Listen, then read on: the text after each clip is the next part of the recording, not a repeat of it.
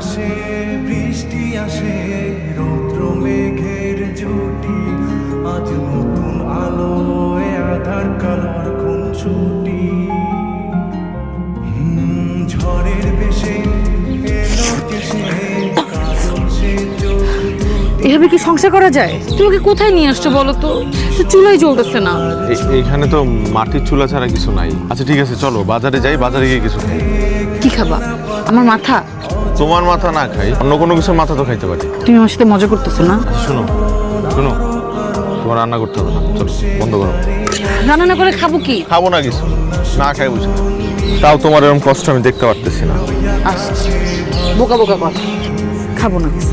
I তুমি যাও তো, আমার কাজ করতে যাও। রান্না করতে পারো তো জানতাম, মাটির চুলায় রান্না করা কিন্তু এত সহজ না, শিখতে হয়। জীবনে প্রথম রান্না করছি, জানি না ভালো হয়েছে নাকি। পৃথিবীর কোনো রান্নাই ভালো না, দারুণ স্বাদ হয়েছে। জানো, আমি এলাকার এক আপার থেকে মাটির চুলা ধরানো শিখছি, তারপর রান্না করছি। আমি তো মায়ের হাতের রান্না কখনো খাই নাই, আমি জানি না মায়ের হাতের রান্নার স্বাদ কেমন। কিন্তু আমার মনে হয় যে মায়ের হাতের রান্নার স্বাদ ঠিক এরকমই হয়েছে।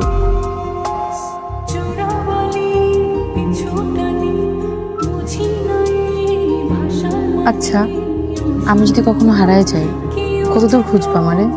যতদূর তোমারে খুঁজে পাবো না তত। যদি মারা যাই? কি হয়েছে তোমার? তুমি কি বলতেছো? যত সব আজে বাজে কথা। বলো না, তুমি আমারে খুঁজবা? না খুঁজে উপায় আছে?